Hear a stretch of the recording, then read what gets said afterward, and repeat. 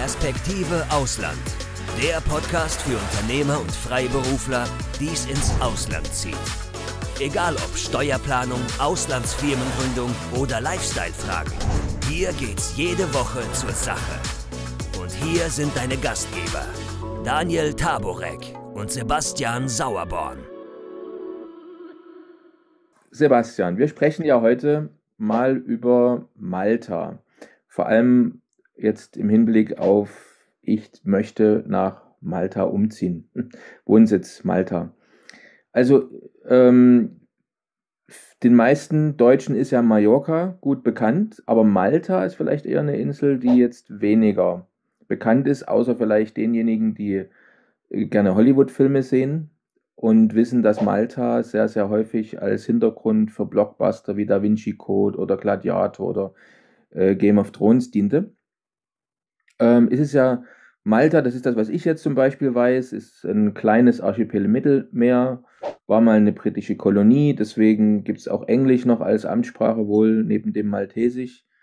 Gut ist, dass es seit 2002 Mitglied, also nach einigen Schwierigkeiten wohl dann der EU wurde und ja jetzt das kleinste Land in der Europäischen Union auch ist, also Luxemburg sozusagen abgelöst hat. Aber jetzt hört es schon langsam auf bei dem, was ich über Malta weiß. Und deswegen die Frage an dich. Du hast ja schon dort gewohnt. Und wie kann man sich jetzt Malta im Vergleich zu Mallorca zum Beispiel, was wir ja alle gut kennen, vorstellen? Ja, das ist eine sehr gute Frage. Also zunächst mal ist natürlich Mallorca sehr viel größer als Malta und zwar 10-mal so groß ungefähr wie Malta. Ja? Also Malta besteht ja auch aus 2 Hauptinseln. Die größte Insel in Malta ist 246 Quadratkilometer groß. Mallorca ist 3600 Quadratkilometer groß. Ja? Also zunächst mal die Ausmaße sind natürlich ganz andere. Dann ist natürlich Mallorca sehr viel lieblicher als Malta. Ja? Mit lieblich meine ich sehr viel, sehr grüner, es gibt mehr Bäume, es ist sehr pittoresk, würde man sagen. Malta muss man sich so vorstellen wie eine Stadt im Mittleren Osten, also Beirut zum Beispiel. Ja? Ich selbst war jetzt noch nicht in Beirut, aber ich habe mir Bilder angeschaut. Sieht sehr ähnlich aus. Jerusalem sehr ähnlich. Ja? Also es ist so diese Kalksteingebäude, diese gelben, die eigentlich dort überall vorherrschen, meistens Flachdächer. Wenn man sich das vorstellt, wie eine Stadt im Mittleren Osten, dann hat man, glaube ich, ein gutes Bild. Wie gesagt, Malta ist sehr klein. Also das sind in Meilen, ich kenne die Kilometerausmaße nicht, aber in Meilen sind es 12 mal 20 Meilen die Ausmaße. Das heißt konkret, man kommt mit dem Auto innerhalb von einer Stunde überall hin in Malta. Ja. Auf dieser kleinen Fläche leben ungefähr 400.000 Menschen und es gibt 800.000 Autos. Ja. Also das heißt, es ist unglaublich dicht besiedelt. Zumindestens, wenn man sich jetzt mal die Gegend anschaut, wo ja die meisten Ausländer leben. Also ich sage jetzt mal St. Julians, Sliema, nach Valletta darauf. Der Rest des Landes, muss man sagen kann, es ist Hinterland. Also ich sage jetzt mal, ist natürlich jetzt bei so einem kleinen Land ein bisschen seltsam so zu sprechen. Ist dann tatsächlich natürlich auch dünner besiedelt. Also die andere Seite, die andere Küstenseite ist recht dünn besiedelt, klar. Aber der Teil, von dem ich gesprochen habe, St. Julians und so, ist extrem dicht besiedelt. Also die Leute hängen wirklich aufeinander. Es ist immer los, es ist immer Lärm, es ist immer Polizei und so weiter. Man hat immer Polizeisirenen, also es ist wirklich unglaublich busy. Es erinnert dann wirklich an so eine Stadt, wo so ein Gewusel, ja, wie man das so aus dem Film kennt, ja, im Mittleren Osten, auch alles chaotisch und so. Es gibt natürlich immer viele Unfälle, das heißt eigentlich wirkliche Maltesen, auch sehr wohlhabende, würden sich jetzt nie, ja, ein teures Auto dort kaufen, denn der Asphalt wird durch die Hitze so aufgewärmt und wenn es dann regnet, ist das wie Glatteis. Ja. Das heißt, die ganze Haftung geht verloren. Ja. Und man schlittert da rum, die Straßen sind unglaublich eng. ist eine mittelalterliche Stadt. Ja, also das heißt, da gibt es viele Unfälle, viele Blechschäden und so weiter und so fort. Wie gesagt, die sind ja richtige Fanatiker, was Autos anbelangt, die Maltesen. Also die lieben Autos und so. Ja. Und also deswegen, das ist schon was sage ich jetzt mal, vom Lebensgefühl her im Vergleich zu Mallorca was ganz anderes. Jetzt hast du schon mal die Situation mit dem Autofahren erwähnt und dass es schnell zu Unfällen kommt. In meinem Kopf entsteht da jetzt so ein Bild wie vielleicht in Italien, wo ich auch schon sehr häufig gewesen bin. Also wenn es da zum Beispiel crasht, dann gehen vielleicht die Emotionen hoch und dann ist so ein Streit, der dann mal ganz plötzlich auch wieder plötzlich liegt und man umarmt sich, gibt sich ein Küsschen, wie auch immer. Also wie kann man sich so die Mentalität der Malteser vorstellen, würde mich jetzt interessieren im Vergleich zu anderen Mittelmeerregionen, also sei es Spanien, sei es Italien. Wie sind die Leute so drauf von ihrer Mentalität her?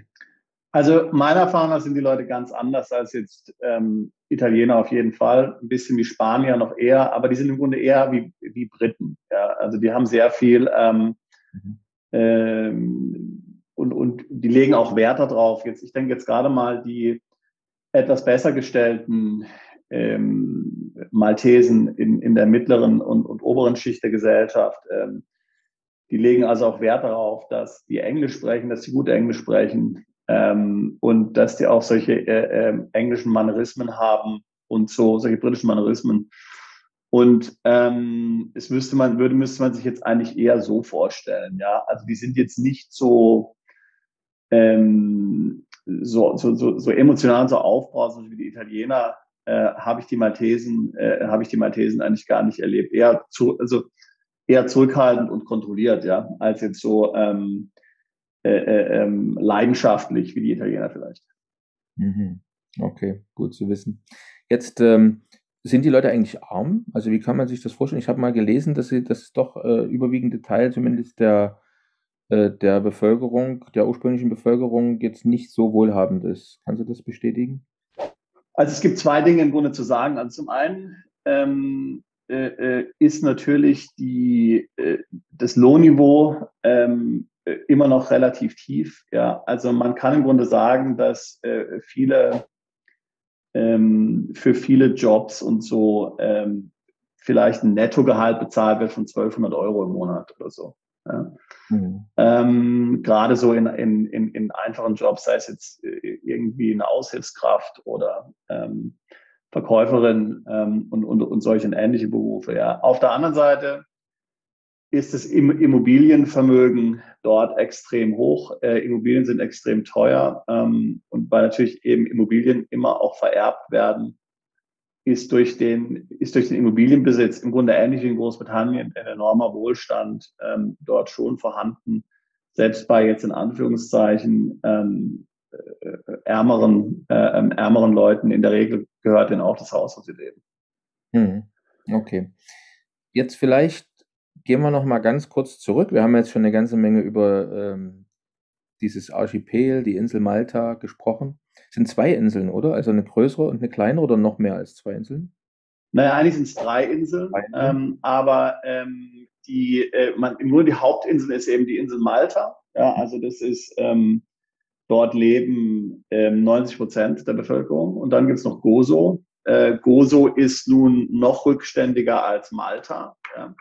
Und dort leben, soweit ich das weiß, circa 30.000 Leute. Also Gozo ist mit dem Schiff ungefähr von Malta 15 Minuten weg. Das Schiff fährt alle halbe Stunde. Ja, also es ist jetzt nicht wirklich weit weg, aber eben ist doch nochmal eine Welt für sich auf jeden Fall Gozo. Wer also wirklich zurückgezogen leben möchte, der geht eigentlich noch besser nach Gozo, weil, wie ich ja schon gesagt habe, Malta ist unglaublich busy, laut, lärmend, viel Verkehr, viel Gewusel. Gozo ist überhaupt nicht so. Gozo ist ganz ruhig, entspannt. Da leben wenig Menschen und das ist eine ganz andere Atmosphäre dort. Bis jetzt haben wir ja erstmal allgemein etwas zu Malta und dazugehörigen Nachbarinseln gehört. Da kommt natürlich die Frage auf, wie Sebastian selbst auf Malta kam, Also warum er ausgerechnet Malta als Wohnsitz gewählt hat.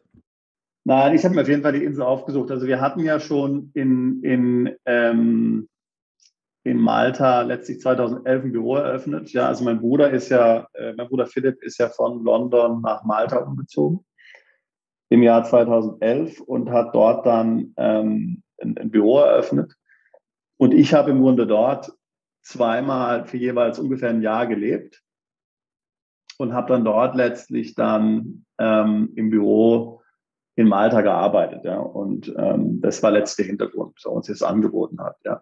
Also warum ich dann aus persönlichen Gründen der Auslöser dafür waren dann verschiedene Punkte. Das eine eben, ich hatte mich ja in den USA dann scheiden lassen, musste aus den USA weg und habe im Grunde irgendwas gesucht, wo ich dann auch mit meinen Kindern natürlich mal, ich sage jetzt mal, eine Zwischenlandung machen kann, bis ich dann wieder in die USA zurück konnte und Malta war eben dort dann eins der Länder. Ja. Jetzt das Leben. Du warst mit Kindern dort, wenn ich das von uns richtig verstanden habe, oder? Das heißt, wie hat es den Kindern gefallen? Wie sind die Kinder zurechtgekommen? Wie lief das mit der Schule?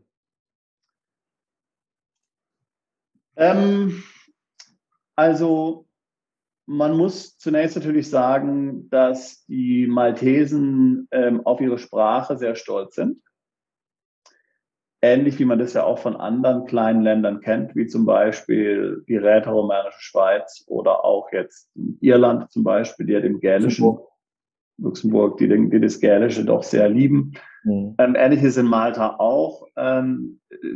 Maltesisch als Sprache ist, sage ich jetzt mal, für einen Linguisten sehr interessant, denn es ist letztlich die einzige semitische Sprache mit einem lateinischen Alphabet. Ja.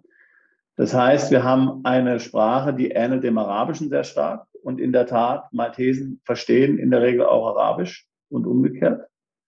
Aber sie hat ein lateinisches Alphabet. Ja. Und wie gesagt, das mag für Linguisten interessant sein, aber für Kinder ist natürlich der Horror. Ja. Englisch ist auch Amtssprache. Das heißt, man kann in den staatlichen Schulen darauf insistieren, dass ein nicht maltesisches Kind, falls ein nicht maltesisches Kind in der Klasse ist, dass dann die ganze Klasse auf Englisch unterrichtet wird. In der Praxis ist es natürlich so, dass es den Schulen völlig egal ist und es nicht passiert. Ja.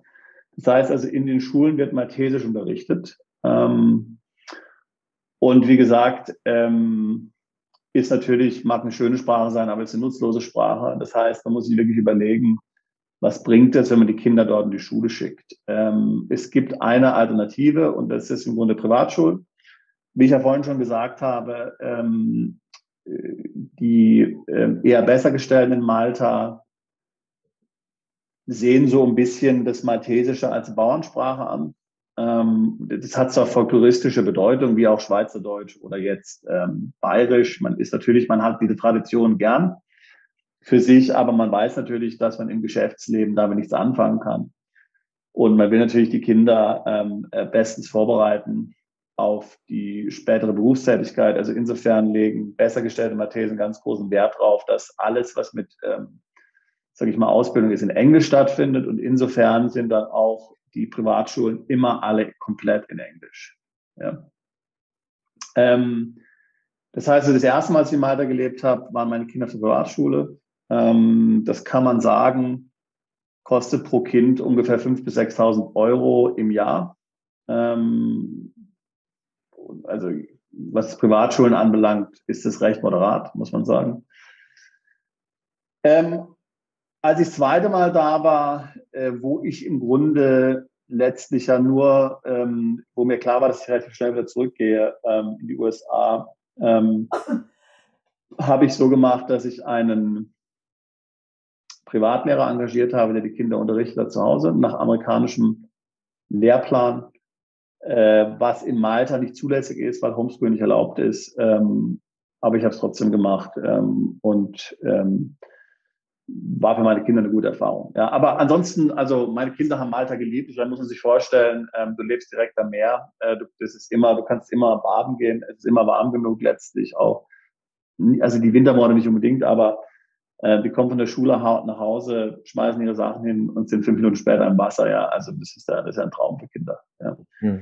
Also denen hat es sehr gut gefallen. Ja. Die haben Malta gemocht. Wie war das für deine Kinder oder für dich selber? Man liest ja, dass ungefähr 20% Ausländer auf Malta leben. Also fühlt man sich willkommen als Ausländer oder wird man übervorteilt von den Einwohnern? Wie war das für euch? Was sind deine Erfahrungen? Genau, also nur um das mal im Verhältnis zu sehen, 20% ist natürlich ein sehr hoher Anteil an Ausländern. Das ist ungefähr ähnlich hoch wie in der Schweiz. Im Vergleich in Deutschland ist der Anteil an Ausländern in der Bevölkerung 12%. Ja, also ist ein sehr hoher Ausländeranteil in Malta. Ich habe das als sehr positiv empfunden. Es gibt überhaupt kein Problem. Man muss natürlich auch wissen, dass in der maltesischen Mentalität letztlich die schon seit Jahrtausenden, nein, Jahrtausend ist Quatsch, dass die schon seit Jahrhunderten tatsächlich ja mit Ausländern dort zu tun haben. Ja. Wenn man sich mal anschaut, war ja Malta für viele, viele hundert Jahre letztlich der Hauptsitz der Malteser oder Johanniter Ritter des Ritterordens. Und das sind ja alles Ausländer gewesen, Franzosen, Deutsche und so weiter und so fort. Und die Maltesen, der ganze Reichtum, der ganze Wohlstand der Maltesen zu der Zeit kam durch diese maltesischen Ritter und die haben sehr gerne natürlich sich für die als Dienstleister, Söldner und so weiter dann zur Verfügung gestellt. Ja, also danach kamen die Briten oder erst die Franzosen, dann die Briten und so weiter und so fort. Und da war es dann das Gleiche. Also die Maltesen haben da, glaube ich, keine Berührungsängste und die haben auch keine Angst um die eigene Identität. Denen ist klar, dass das eine wahnsinnig kleine Insel ist und dass sie natürlich im Grunde die Ausländer brauchen, um hier Einfluss in der Welt zu haben. Und natürlich auch, die haben gar nicht genug Leute, um die ganzen Arbeitsplätze dort zu besetzen. Ja. Also deswegen ist es ein sehr internationales Umfeld. Es gibt sehr viele Skandinavier da, durch die ganzen Spielcasinos, die ganzen Online-Casinos, sehr viele Deutsche. Und noch andere Nationalitäten. Also es ist sehr weltoffen und als Ausländer hat man überhaupt kein Problem im alltäglichen Leben. Es gibt natürlich, sagen wir mal, Diskriminierung gegenüber Ausländern jeglicher Couleur in verschiedenen Dingen. Also zum Beispiel bis vor kurzem Ausländer noch höhere Buspreise bezahlt. Ausländer haben sehr lange höhere Elektrizitätspreise bezahlt. Es ist für Ausländer praktisch unmöglich, auch mit hohem Gehalt und so weiter eine Finanzierung für eine Immobilie zu bekommen in Malta. Ja. Also die Maltesen schützen da schon ihre eigene Sippe, sage ich jetzt mal, und grenzen die auch deutlich ab. Diese Dinge sind natürlich alle dann kritisiert worden und sanktioniert worden von der EU. Und teilweise sind die abgeschafft worden. Aber es ist natürlich immer so, selbst wenn Dinge abgeschafft werden, ja, da finden dann die Leute andere Wege, wie sie diese Maßnahmen umsetzen können. Also deswegen auf der einen Seite sehr weltoffen, aber auf der anderen Seite auch schon ein starkes Identitätsbewusstsein auf Seiten der Bevölkerung. Nachdem wir allgemein über das Leben auf Malta und wie man dort als Ausländer behandelt wird gesprochen haben, wollen wir jetzt mal auf die Infrastruktur und sonstige wichtige Gegebenheiten eingehen. Wie steht es denn um die Anbindung nach Europa? Also nicht nur im Sommer, wenn die Touristen kommen. Gibt es ausreichend und auch bezahlbare Flüge? Genau, um vielleicht noch mal kurz zur Geografie was zu sagen. Also Malta liegt ja südlich von Sizilien und letztlich zwischen Sizilien und Libyen. Ja. Ungefähre Flugzeit aus Deutschland 3 Stunden. Es gibt ja in Malta verschiedene Airlines. Einmal die Air Malta, das ist also der traditionelle Flag Carrier. Und dann gibt es mittlerweile Malta Air. Malta Air ist also ein Joint Venture des maltesischen Staates mit Ryanair.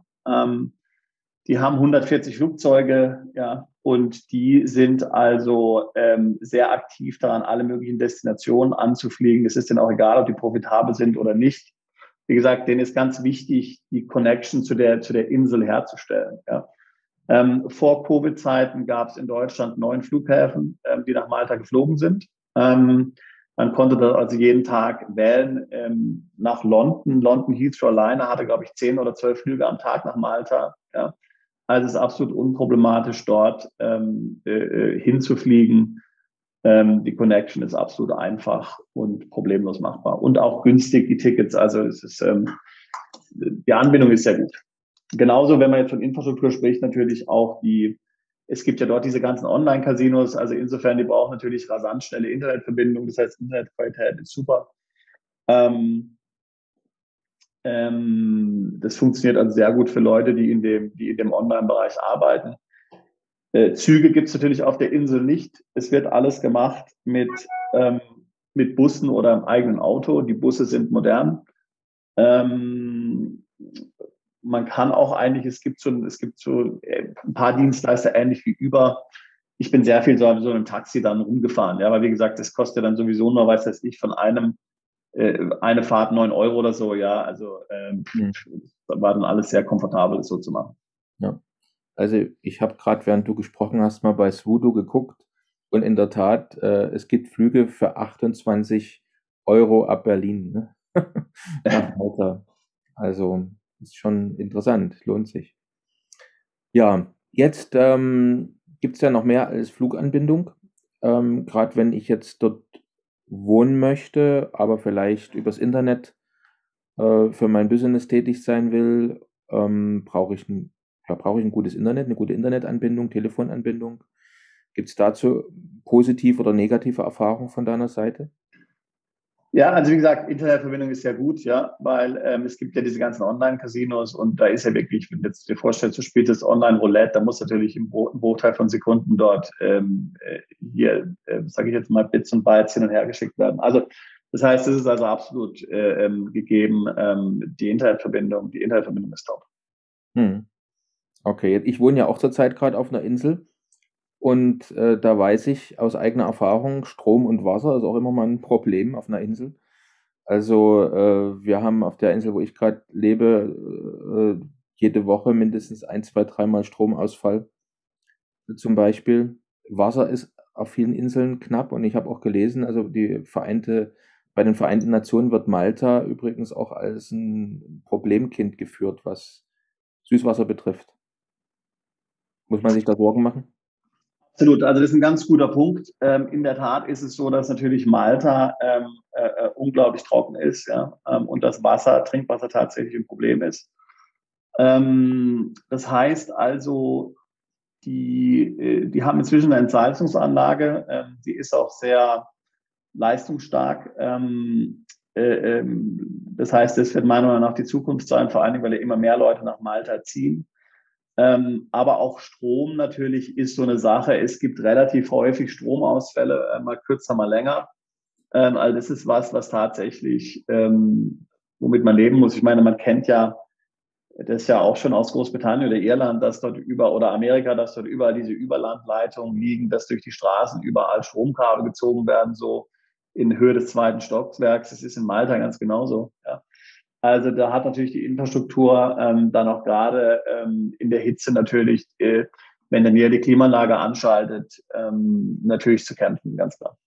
Nachdem wir jetzt wissen, dass Malta gute Voraussetzungen bietet und auch gut erreichbar ist, wollen wir jetzt eine wichtige Frage klären. Für wen ist Malta der ideale Wohnsitz oder Firmensitz? Und wie sieht es mit Nicht-EU-Bürgern aus? Also Interessenten, die keinen EU-Pass haben? Wie wir vorhin schon gesagt hatten, Malta ist natürlich, was die Einreise- und Immigrationsformalitäten anbelangt, extrem einfach. Ja, gerade jetzt für EU-Bürger. Jeder kann dorthin ziehen. Aber in der Tat ist es auch so, dass die Beantragung von Visa für Nicht-EU-Bürger eigentlich relativ einfach ist. Also ich kann mich an einen Mandanten erinnern, der war selbst Deutscher, aber seine Lebenspartnerin war aus Südafrika. Die hat er dann bei seiner Gesellschaft angestellt und die hat relativ problemlos das Visum bekommen. Und wie gesagt, man darf nicht vergessen, das ist dann ein Schengen-Visum. Ja. Das ist also nicht jetzt irgendwas für so eine kleine Insel, sondern das ist im Grunde was den ganzen Schengen-Raum dann zugänglich macht. Also es ist relativ hochwertig. Da gibt es natürlich alle möglichen anderen Programme ja auch noch, für die Malta zum Teil in die Kritik gekommen ist, dass die eben die Staatsbürgerschaft verkaufen und so weiter und so fort. Da reden wir jetzt mal nicht drüber. Aber wie gesagt, also zunächst mal für jeden, der jetzt einfach irgendwohin umziehen will in der EU, vielleicht ist es, weil es auch dringend ist, ja, weil man jetzt irgendwie ein Startup gerade plant. Man muss im Grunde jetzt relativ schnell, sage ich mal, will man das Weite suchen, ja, dann ist Malta sicherlich ein geeigneter Ort. Und natürlich Malta ist immer dann geeignet, wenn man jetzt ein Unternehmen hat, wo man hier den sehr günstigen Körperschaftssteuersatz von 5% effektiv tatsächlich auch wirksam nutzen kann. Ja. Es hat natürlich jetzt keinen Sinn, wenn ich jetzt eine Immobiliengesellschaft in Deutschland habe, nach Malta letztlich umzuziehen. Also wenigstens aus steuerlicher Sicht. Vielleicht ziehe ich um, weil es mir dort gefällt. Ja. Aber aus steuerlicher Sicht macht es natürlich wenig Sinn. Oder ein Restaurant in Deutschland betreibe oder irgendwas anderes betreibe, was jetzt stark, sage ich jetzt mal, wo die Wertschöpfung vor Ort stattfindet. Ja, aber wenn ich jetzt irgendwas betreibe, wir haben vorhin schon von Online-Casino gesprochen oder wir haben Mandanten, die sind im Softwareentwicklungsbereich tätig, die bekommen Provisionen aus dem Online-Marketing-Bereich und all diese Dinge, ja, oder machen natürlich auch Geschäfte in Übersee, nicht in der Europäischen Union. Da ist natürlich Malta sehr gut dafür geeignet. Ja. Also dort lässt sich dann doch, was die Steuern anbelangt, konkurrenzlos günstig in einem Schengen-Land, in einem EU-Land leben und man bezahlt effektiv 5% Steuern de facto. Jetzt hast du ja selber schon zweimal, wie du erzählt hast, oder auf Malta gelebt, bist dahin gezogen. Wie war das mit dem Umzug, mit der Anmeldung? Ist es schwierig, den Aufenthalt zu beantragen? Muss man da überhaupt viel tun? Braucht man Hilfe? Bekommt man das selber alleine hin? Vielleicht kannst du da über deine Erfahrung uns was erzählen. Genau, gerne. Also grundsätzlich, Malta ist EU-Mitglied, Malta ist Schengen-Mitglied. Ja, das heißt also grundsätzlich mal kann man dort ankommen als EU-Bürger und dort unbeschränkt bleiben und sich aufhalten, solange man möchte. Wenn man jetzt dort die Sozialleistung nicht in Anspruch nehmen will, das Gesundheitswesen nicht in Anspruch nehmen will, keine Konten dort braucht, dort keine Firma gründen will, sie nicht anstellen möchte oder sowas, muss man mal per se überhaupt nichts machen. Ja? Natürlich, irgendwann wird man vielleicht eine Steuererklärung einreichen müssen, spätestens dann wird man was machen müssen, aber es gibt jetzt keinen Zwang, sich dort in irgendeiner Weise zu registrieren, um sich auf der Insel aufhalten zu können. Der Zwang entsteht dann eher durch andere Dinge, eben Steuern, sage ich mal so. Ja. Nichtsdestotrotz ist natürlich so, dass die meisten unserer Mandanten sich dort anmelden, weil die meisten Mandanten eben eine Firma gründen, den Non-Dom-Status nutzen wollen und ja auch gegenüber ausländischen Behörden zeigen wollen, dass sie tatsächlich dort leben und tatsächlich dort die steuerlichen Vorzüge in Anspruch nehmen können. Und was ist eine bessere Möglichkeit und ein besserer Beweis, um dies auch gegenüber zum Beispiel mal deutschen Behörden oder am Flughafen oder sonst wo beweisen zu können, als wenn man einen maltesischen Personalausweis hat, den jetzt also jeder bekommt, der dort in Malta seinen Wohnsitz hat. Um den maltesischen Personalausweis zu bekommen, sind im Prinzip folgende Voraussetzungen zu erfüllen. Also wenn man dort angestellt ist, auch bei der eigenen Firma angestellt ist, als Geschäftsführer zum Beispiel, in anderer Kapazität, bekommt man diese ID-Card. Wenn man jetzt keine Anstellung hat, keine Firma gründen möchte, kann man auch als sogenannter Self-Sufficient Resident in Malta registriert werden. Das heißt, jemand, der sozusagen über genügend Vermögen verfügt, um dem Staat nicht auf der Tasche zu liegen. Die Anforderungen dafür sind denkbar großzügig. Man muss als Alleinstehender 14.000 Euro auf dem Konto haben oder als verheiratetes Paar 24.000 Euro. Ja. Wenn man das nachweisen kann, dass man das hat, bekommt man diese Residence Card auch ohne jetzt hier eine Beschäftigung in Malta haben zu müssen. Auch wenn man zum Beispiel über eine Rente oder sowas verfügt. Ja. Das heißt, wenn man monatlich also über auch selbst ein geringes Einkommen nur hat, bekommt man diese Karte und braucht dann auch diese Summe nicht auf dem Konto zu haben. Ja. Also einer dieser drei Fälle für EU-Bürger muss erfüllt sein, nämlich erstens, ich sage es nochmal, Anstellung, ja, sozialversicherungspflichtige Anstellung in Malta. Zweitens, Kapital auf dem Konto haben, kleiner Betrag, relativ kleiner Betrag, 14.000 für Alleinstehende oder eben ein ausländisches Einkommen, wie zum Beispiel eine Rente oder eine Pension haben. Das sind die Voraussetzungen dafür, um in Malta diesen Personalausweis zu bekommen. Das klingt wirklich sehr viel einfacher als an anderen Wohnsitzen, über die wir schon gesprochen haben. Jetzt hast du alles, was du jetzt gesagt hast, gilt ja für EU-Bürger. Du selber bist ja da auch mit deinem deutschen Pass wahrscheinlich hingekommen. Jetzt ist die Frage, jetzt gibt es ja vielleicht Interessenten, die ihren Wohnsitz in Malta gern nehmen möchten, in Anspruch nehmen möchten, die entweder zum Beispiel in Deutschland wohnen. Also ich denke an so einen Fall, jemand ist hat eine Frau, die noch keinen deutschen Pass hat zum Beispiel. Also ist verheiratet mit jemandem oder lebt in einer Partnerschaft, beziehungsweise es gibt vielleicht Interessenten aus dem nicht-europäischen Ausland, die sich für einen Wohnsitz in Malta interessieren. So, was macht man dann? Genau. Also wie gesagt, ich sage es nochmal, also auch als ich in Malta gewohnt habe, ich war natürlich dann dort bei der lokalen Kanzlei angestellt, ja, und ich habe natürlich ohne weiteres dann die ID-Card bekommen und das ist auch der Weg, den die überwiegende Mehrheit der Mandanten wählt, ja. Also das heißt, Firma gründen, sich dort anstellen, die Firma ist ja dann meistens auch aktiv, schreibt Rechnungen an Kunden und so. Man kann dann von der 5% Besteuerung Vorteil profitieren. Da reden wir später nochmal drüber. Aber das ist die überwiegende Mehrheit der Mandanten machen das und das ist auch die Lösung, die wir empfehlen. Ja. Wenn man natürlich jetzt irgendwie zum Beispiel Privatier ist oder so, dann muss man das nicht unbedingt machen. Ja, das ist auch klar. So, aber um zu deiner Frage zu kommen. Nicht die EU-Bürger. Also es gibt dort letztlich verschiedene Modelle. Grundsätzlich muss man sagen, dass Malta recht offen ist für Nicht-EU-Bürger. Ja, das heißt, ein Visa zu erhalten ist also absolut möglich. Es gibt dort verschiedene Visa. Also ich hatte ja vorhin schon das Beispiel erzählt von dem Mandanten, der dort eine Firma hatte und dann seine Freundin aus Südafrika bei der Firma angestellt hat. Und dann hat die ganz normal das Angestelltenvisum bekommen. Ja. Das ist auch möglich. Aber zum Beispiel auch jemand, der jetzt nicht angestellt ist, kann dort ein Visa bekommen. Es gibt da verschiedene Programme. Ich möchte ein Programm kurz hervorheben, das sogenannte Global Residence Program. Dieses Global Residence Program ermöglicht einem Nicht-EU-Bürger für eine Gebühr von 6.000 Euro dort in Malta im Grunde ein Schengen-Visum und entsprechende Aufenthaltsgenehmigung zu erhalten.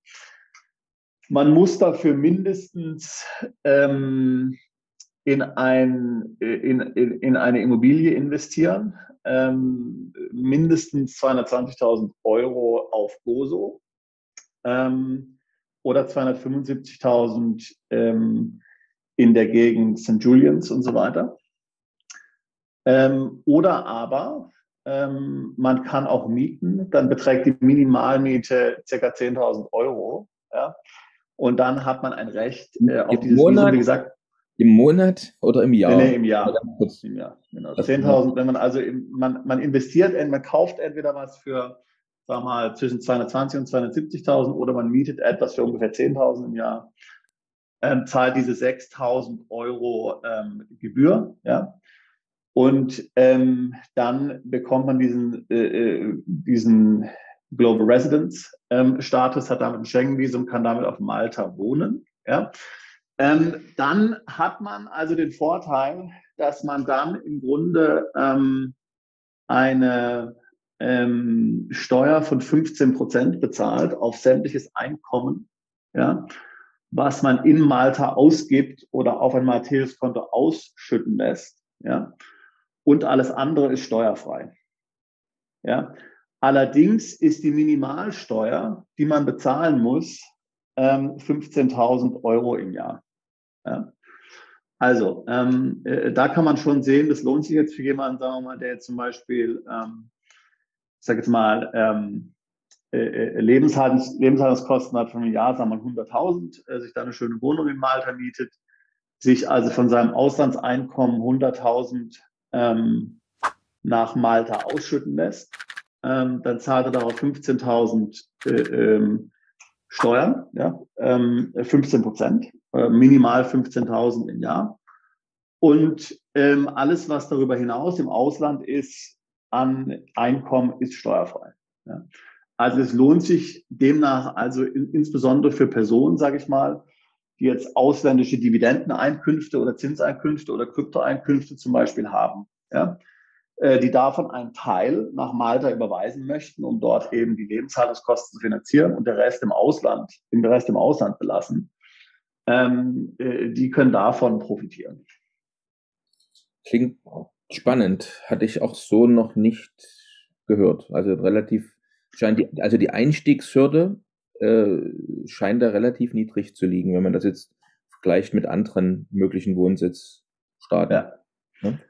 Für EU-Bürger ist im Grunde genommen ist es noch besser, denn wie gesagt, die EU-Bürger, die zahlen nicht diese 15% Minimalsteuer, sondern die zahlen nur 5.000 Minimalsteuer. Ja. Klingt interessant. Jetzt, dann eine Frage ergibt sich aber trotzdem, also wenn das jetzt jemand macht, weil es könnte ja sein, jemand interessiert sich dafür, Malta sozusagen als Eintrittstor für ein EU, also sagen wir für ein Visum oder einen Aufenthalt im Schengen-Raum zu benutzen. Gibt es irgendwelche Restriktionen, wie viele Tage man in Malta anwesend sein muss, um, sagen wir mal, diesen Wohnsitz von Malta oder diese Residenz dort zu bekommen? Und wie wird das kontrolliert, wird das überwacht? Also grundsätzlich sagt natürlich dieser Status aus, dass man dann hier seinen Erstwohnsitz und seinen Hauptwohnsitz in Malta hat. Das ist also dort explizit so gesagt. Vorschriften, wie viele Tage man tatsächlich dann dort im Jahr dort sein muss, gibt es nicht. Es ist den Maltesen ehrlich gesagt auch egal. Ja. Denn wie gesagt, man hat ja sowieso die minimalen Steuer, die man dann da bezahlen muss. Es interessiert die Maltesen nicht wirklich, wie oft man sich dort aufhält, ja, wie lange man sich dort aufhält oder nicht. Aber man muss natürlich sich gut überlegen, wenn man sich nicht in Malta aufhält, wo hält man sich dann auf? Ja? Und löse ich dann dort möglicherweise einen Lebensmittelpunkt aus? Ja? Ich kann natürlich nicht sagen, dass ich in Malta lebe, in Wirklichkeit aber mich das ganze Jahr über in München in Schwabing aufhalte. Das hat ja unser Freund Boris Becker so gemacht, er hat gesagt, er lebt in Monaco. In Wirklichkeit war er die ganze Zeit in München. Ja. Also wie gesagt, Monaco, in dem Fall war das egal, wie lange sich dann aufhält oder nicht. Das gleiche ist auch in Malta. Den Maltesen ist es egal, die werden es sich nachprüfen. Ja. Aber die Frage ist, wenn man nicht in Malta ist, wo ist man dann? Und löst man dann dort möglicherweise Besteuerung aus, weil man den Ort des gewöhnlichen Aufenthalts und den Lebensmittelpunkt dort hat. Ja. Für Personen, die jetzt natürlich digitale Nomaden sind und jetzt hier, sagen wir mal, von Ort zu Ort tingeln, ist das natürlich jetzt kein Problem. Ja. Aber wenn natürlich jemand dann sich über mehrere Monate immer im gleichen Land aufhält, hat er dort möglicherweise ein Problem. Also ich würde damit sagen, das Problem ist nicht Malta, sondern das Problem ist das andere Land. Macht Sinn, genau. Dann momentan verlassen ja auch viele Menschen Deutschland, weil sie die Corona-Maßnahmen hier zu streng finden. Daher ist es für uns auch interessant zu wissen, was es auf Malta für Corona-Regeln gibt und wie restriktiv diese dort umgesetzt werden. Außerdem wollen wir wissen, ob momentan überhaupt Firmengründungen von ausländischen Personen dort durchgeführt werden. Ja, also ich hatte jetzt mal mit meinem Bruder dazu gesprochen. Es ist also so, dass es relativ strikt ist in Malta. Ja, also man muss Maske tragen, überall außerhalb der eigenen Wohnung, also sowohl drin als auch draußen. Also das heißt, sobald man die Wohnung verlässt, muss die Maske angezogen werden. Und davon sind auch Kinder betroffen. Also alle Kinder ab 3 Jahren müssen auch eine Maske überall drin und draußen tragen. Es gibt natürlich wiederum Reisebeschränkungen. Das heißt, aus allen möglichen Ländern, jetzt gerade hier bei Omikron natürlich die afrikanischen Länder, sind Einreisen nicht möglich. Und dann kann man davon ausgehen, dass man im Grunde überall den Impfpass braucht, um egal, wo man rein möchte, reinzukommen, Restaurant und so weiter und so fort. Also es ist sehr restriktiv. Dafür gibt es sehr wenig Fälle dort. Ja. Aber ja, es ist sehr restriktiv, das auf jeden Fall. Mhm.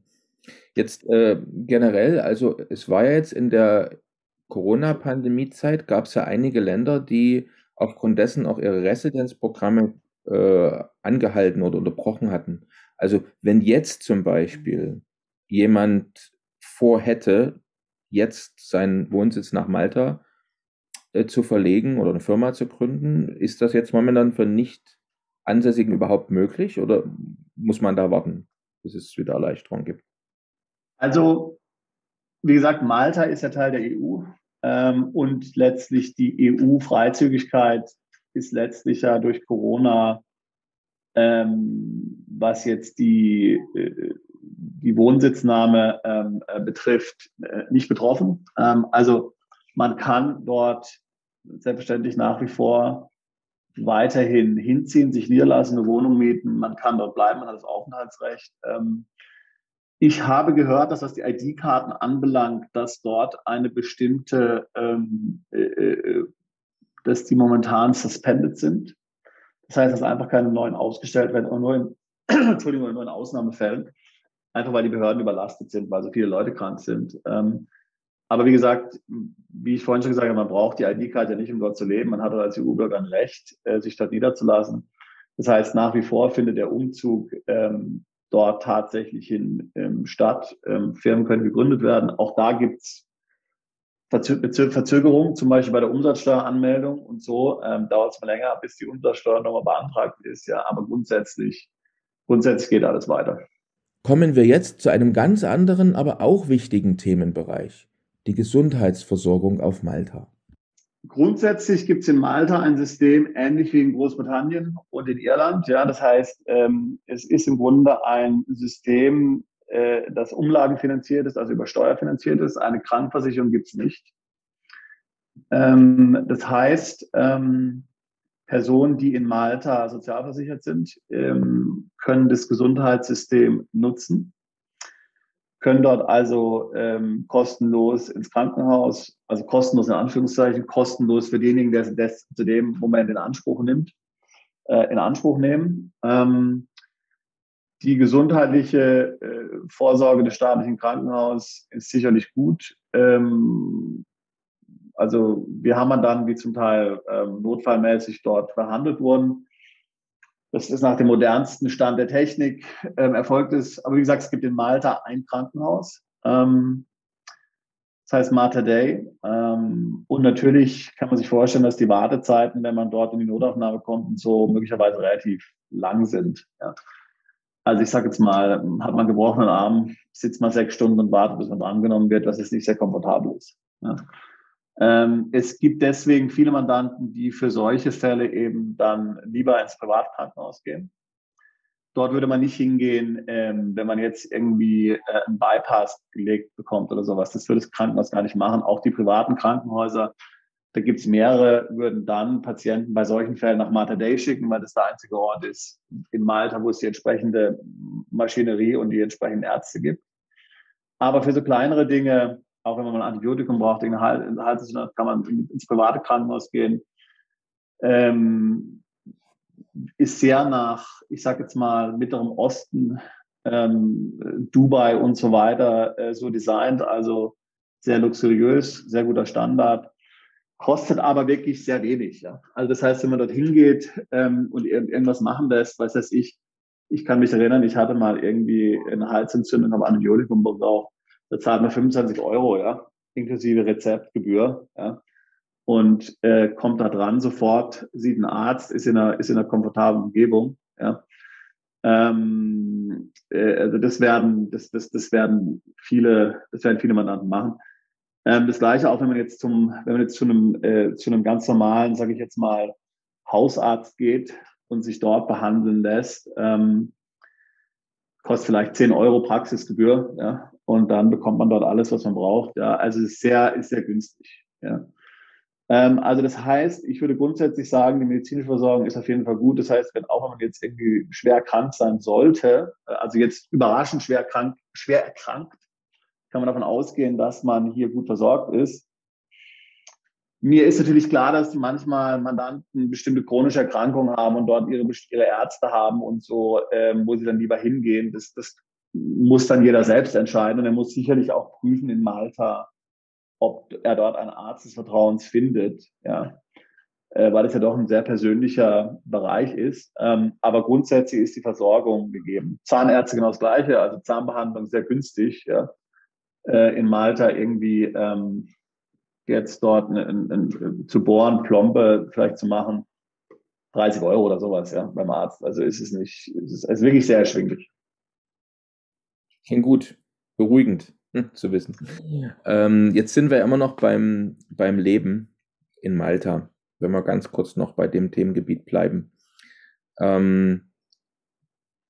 Die Sicherheit und Kriminalität würde mich noch interessieren. Also ich habe da mal so eine Schlagzeile gelesen, wobei ich zugeben muss, das ist jetzt schon etliche Jahre her. Da stand, wenn Sie in Malta sind, halten Sie Ihre Handtasche fest. So. Oder man hat ja vielleicht auch, das poppt ja immer wieder hoch, wenn irgendwo man Journalist irgendwie angegriffen wird oder vielleicht auch im Anschlag, dann poppt immer wieder dieses vor Jahren, ich glaube im Jahr 2017, stattgefundene Attentat auf eine Journalistin in Malta hoch. In den Medien wird es immer wieder zitiert. Jetzt, man hat den Eindruck, dass da immer was passiert, aber ich weiß nicht, ob es daran liegt, dass immer wieder das eine Attentat, was da stattgefunden hat, wieder nur neu zitiert wird. Oder was kannst du dazu sagen? Also zum Thema Sicherheit, Kriminalität. Also kann ich ohne Angst meine Frau eine längere Strecke als nur zum Supermarkt um die Ecke schicken oder meine Kinder? Wie muss ich mir das vorstellen? Also mein Sicherheitsgefühl in Malta war sehr hoch. Ja. Ich hatte dort keinerlei Bedenken hinsichtlich der Sicherheit, muss ich sagen. Also wie gesagt, ich war ja auch mit Kindern da. Die Kinder sind allein zum Strand gegangen.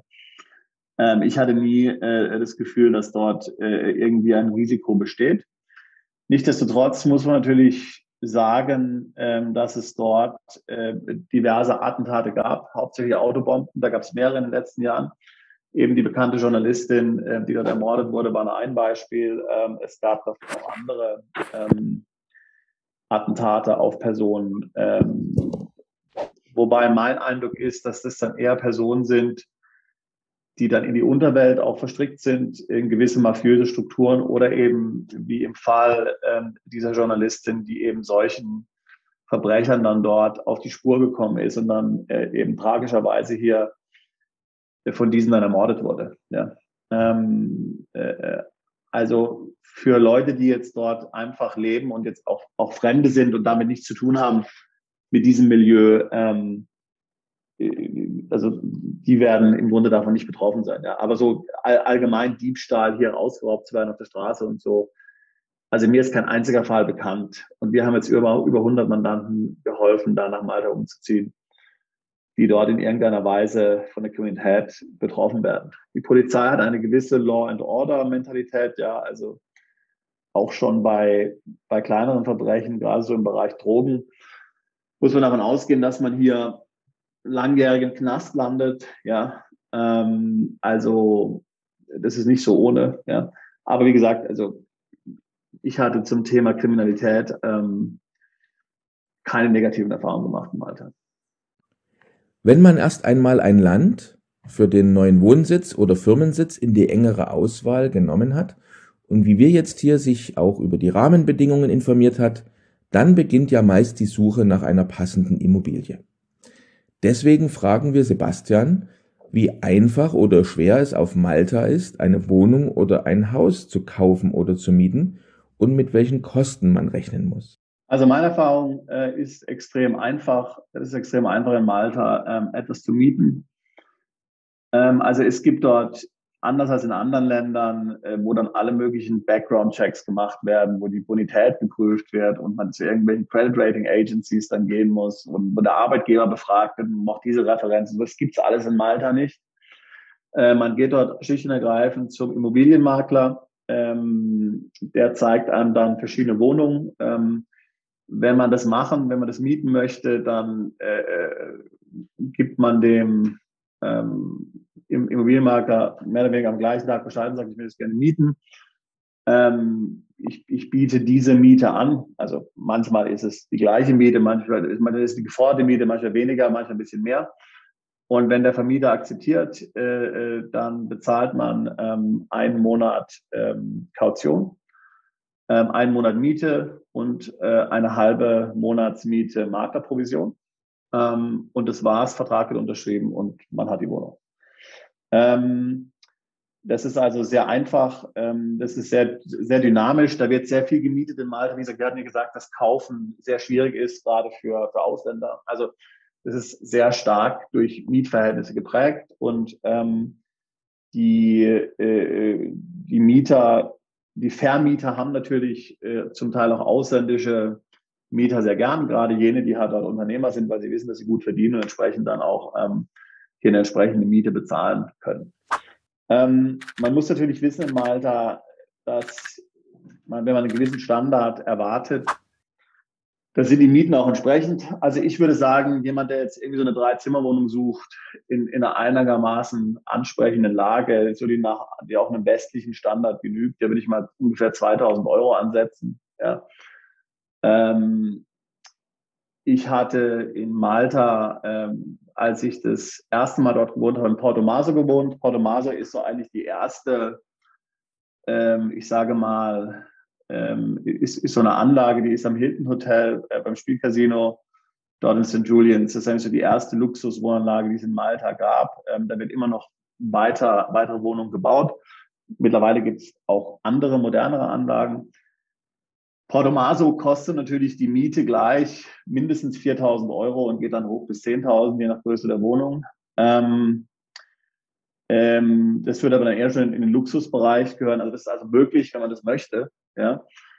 Ich hatte das zweite Mal in Malta gewohnt, da hatte ich also eine Doppelhaushälfte gemietet in St. Julian's. Die hat 2.000 Euro gekostet, das waren 3 Zimmer. Das war auch anständig, hat mir gut gefallen, aber also das würde ich schon erwarten. Ja. Also weniger als das wird dann nicht ausreichen, um irgendwas ansprechen, also um irgendwas zu finden. Es gibt natürlich viele Wohnungen, die kosten 1.000 oder die kosten 800 Euro, aber meine Erfahrung ist, dass die jetzt Leuten, die einen westlichen Standard haben und ein bisschen was, sagen wir mal, hohe Anforderungen haben und so, dass es denen nicht genügt. Auch ein wichtiges Entscheidungskriterium für die Auswahl eines Landes als Wohnsitz oder Firmensitz ist natürlich immer auch die steuerliche Situation. Obwohl wir das ja bereits kurz angesprochen hatten, wollen wir jetzt dieses Thema doch noch weiter vertiefen. Genau, also man muss ja wissen, dass letztlich Malta unter britischer Herrschaft war bis in die 50er Jahre und entsprechend deswegen auch viel natürlich von Großbritannien übernommen hat. Das Steuersystem, auch die Rechtsformen sind die gleichen in Großbritannien, Limited, PLC und so, die Begriffe sind die gleichen. Und viele Elemente des Unternehmensrechts sind nach wie vor gleich oder ähnlich wie in Großbritannien. Ja. Und dadurch ist natürlich auch dann der sogenannte Non-Dom-Status von Malta übernommen worden. Non-Dom-Status bedeutet letztlich, dass Ausländer, die in Malta leben, auf Auslandseinkünfte keine Steuern bezahlen, beziehungsweise nur auf die Auslandseinkünfte Steuern bezahlen, die in Malta verbraucht oder auf ein maltesisches Konto ausbezahlt werden. Also machen wir mal ein konkretes Beispiel. Ich habe ein Depot und in diesem Depot habe ich verschiedene Aktien drin. Und ich veräußere, was weiß ich, einmal im Jahr ein gewisses Aktienpaket, was ich mir dann anschaue. Und ich erziele damit normalerweise einen Veräußerungserlös, sage ich jetzt mal, im Jahr von 250.000 Euro. Diese 250.000 Euro sind dann in Malta komplett steuerfrei. Allerdings darf ich sie nicht auf ein maltesisches Konto überweisen und darf davon in Malta natürlich auch keine Miete bezahlen. Ich darf da keine Kreditkarten nutzen, die letztlich von diesen Auslandserträgen bezahlt werden. In Malta sämtliche Ausgaben, die ich in Malta von diesem Geld mache, oder wenn ich jetzt sage, ich überweise mir jetzt davon 100.000 auf ein maltesisches Konto, damit ich da Miete und so weiter bezahlen kann, dieser Teil ist dann in Malta ganz normal zu versteuern nach maltesischen Einkommensteuersätzen. Aber was im Ausland verdient wird und was im Ausland bleibt, das ist in Malta steuerfrei. So, das ist natürlich jetzt in Kombination mit einer maltesischen Gesellschaft besonders interessant. Also mal angenommen, ein Unternehmer erbringt jetzt IT-Dienstleistungen, zieht nach Malta um, gründet dort eine Gesellschaft. Die maltesische Gesellschaft hat Kunden in Deutschland, Österreich, Schweiz, Frankreich, Italien, Großbritannien und so weiter und so fort. Erwirtschaftet einen Umsatz von, sagen wir mal, 1,5 Millionen, macht 1 Million Gewinn. Dann wird eben diese 1 Million Gewinn in Malta dann besteuert mit dem effektiven Körpersteuersatz von 5%. Da bleiben also 995.000 übrig. In Malta hat man dann eine Holdingstruktur. Es gibt eine Holding im Ausland. Die 995.000 fließen an die Holding im Ausland und von dort an mich als Einzelgesellschafter, beziehungsweise auf das Konto des Unternehmers in unserem Beispiel. Und dieser Betrag ist dann komplett steuerfrei in Malta. Da ist dann also keine weitere Steuer drauf zu bezahlen. Aber wie gesagt, wenn ich jetzt natürlich dann Ausgaben habe in Malta und davon etwas nach Malta überweise, ja, muss ich natürlich dann diesen Betrag, der dorthin überwiesen wurde oder in Malta verbraucht wurde, dann ganz normal versteuert, weil es zu den üblichen Einkommensteuersätzen. Wenn man das vermeiden möchte, dann muss man halt dann in Malta vom Ersparten leben, was man mitgebracht hat nach Malta aus dem Ausland. Das geht natürlich auch, dann muss man natürlich keine Steuern bezahlen. Also was man natürlich beim Umzug bereits an Erspartem zu Hause auf dem Konto liegen hat, muss man natürlich nicht nochmal versteuern, wenn man es in Malta ausgibt. Es geht also tatsächlich nur um Einkünfte. Ja. Also das würde ich gerne nochmal ganz konkret befragen. Also wenn ich jetzt zum Beispiel meinen Wohnsitz nach Malta verlege, dann ist die erste Summe, die ich mitbringe, sozusagen, die ich dann vor dem Umzug einzahle, die ist nicht zu versteuern. So, also ab einem bestimmten Stichtag, wenn dann sozusagen meine Residenz beginnt und ich neue Einkünfte habe, da gilt dann das steuerliche Recht am Wohnsitz. Ist das richtig? Also es ist natürlich, genau, es ist ein guter Punkt. Also es ist ein guter Punkt, ja. Also das muss man sehr genau verstehen. Also wenn ich jetzt sage, ich miete mir in Malta eine Wohnung, mit dem Adressnachweis, den ich dann habe für Malta, eröffne ich mir in Malta ein persönliches Konto, ziehe aber noch nicht nach Malta um, wohlgemerkt, sondern lebe noch außerhalb von Malta, bin noch nicht in Malta gemeldet. Aber habe schon eine Wohnung, habe dort schon ein privates Konto bei einer maltesischen Bank und dann überweise ich mir Geld auf dieses Konto aus dem Ausland, dann ist es völlig außerhalb des maltesischen Steuersystems. Das heißt, das hat steuerlich überhaupt keine Konsequenzen. Ja.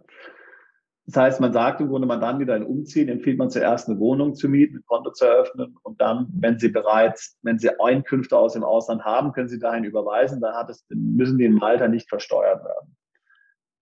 Auch nach dem Umzug kann ich natürlich Geld nach Malta steuerfrei überweisen, was ich vor dem Umzug bereits auf dem Sparkonto im Ausland hatte.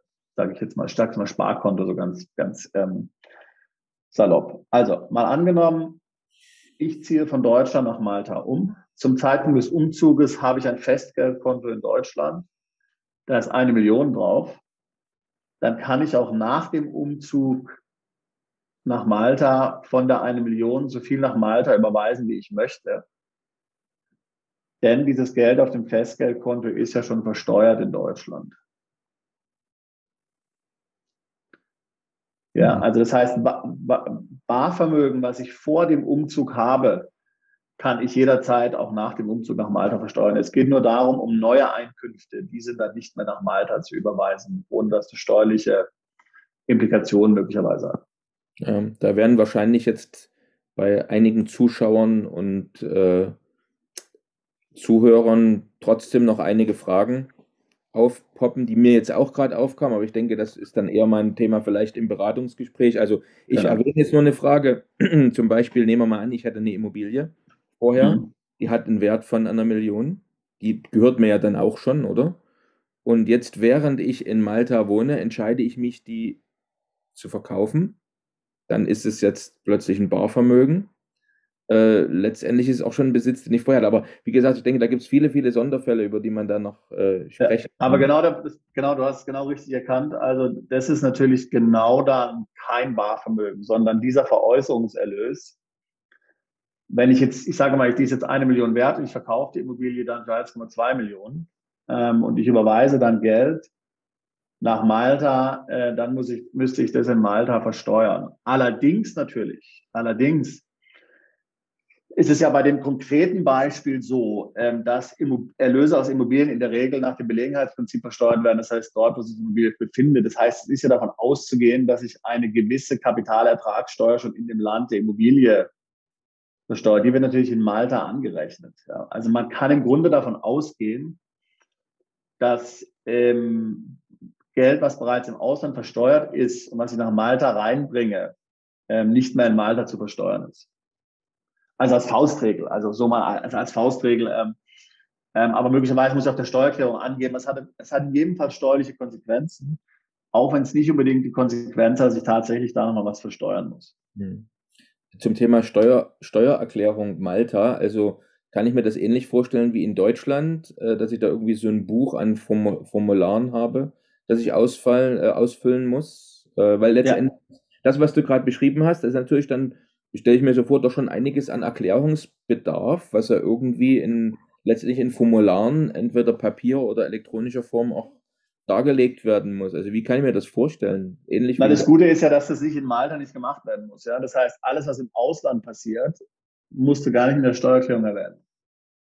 Naja, wenn das Geld ankommt, wenn ich Geld überweise aus Malta auf mein Ja, Konto, was ich nicht genau. versteuern will in Malta zum Beispiel, vermute ich einfach, muss ich es ja doch irgendwie erklären. Ja, also alles, was im Ausland abläuft, musst du nicht in Malta erklären. Also anders als in Deutschland zum Beispiel, wo du ja auch, oder in den USA, wo du ja auch alles, was auf ausländischen Konten verdient wird, erklären musst oder bei ausländischen Beteiligung, musst du in Malta nur das erklären, was einen maltesischen Bezug hat.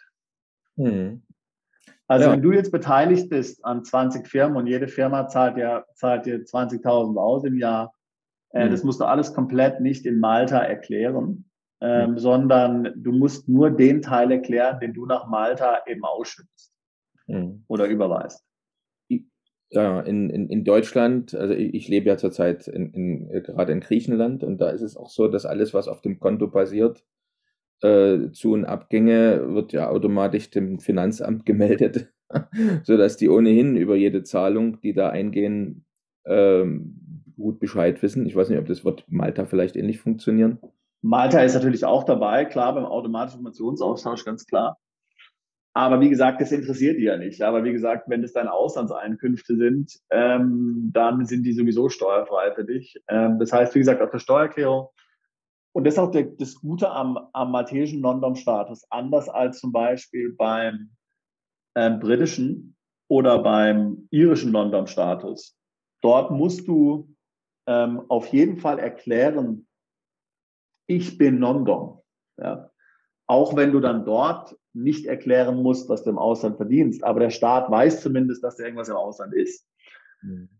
Wenn du in Malta wohnst, in Malta angestellt bist bei deiner eigenen Firma und in Malta nur dieses Gehalt letztlich verwendest, ja, was du von der Firma bekommst. Also das heißt, mal angenommen, deine Firma bezahlt dir 5.000 Euro Gehalt, davon zahlst du deine Miete, deine Lebenshaltungskosten. Viel Shopping kannst du in Malta eh nicht machen, da gibt's eh nichts zum Shoppen. Gute Restaurants gibt's auch nicht, da kannst du also nicht viel Geld ausgeben. Das heißt, die 5.000 Euro reichen dir aus, ja. Und alles, was im Ausland passiert, lässt du komplett im Ausland. Ja? Dann weiß der Staat nicht, dass du da überhaupt irgendwas im Ausland hast in Malta. Während du in der gleichen Situation in Irland und UK zum Beispiel immer angeben musst, ich bin Non-Dom. Ja? Auch wenn du dann auch dort keine weiteren Details letztlich dann dem Finanzamt übermitteln musst, die keinen Bezug haben zum Wohnsitzstaat. Aber das ist schon gut in Malta. Ja? Das heißt, du kannst da komplett unter dem Behördenradar fliegen. Ja. Da stellt sich jetzt natürlich vielleicht für einige die Frage, die besonders aktiv mit Kryptowährung sind. Also du hast ja jetzt viel darüber berichtet, wie das so ist, wenn ich also zum Beispiel Auslandsvermögen habe oder ich habe vorher schon Vermögen gehabt, bevor ich meinen Wohnsitz verlagert habe, also wie das so spielt, wenn ich dann Geld mitbringe, vielleicht vorher oder eben auch später darauf Zugriff haben möchte.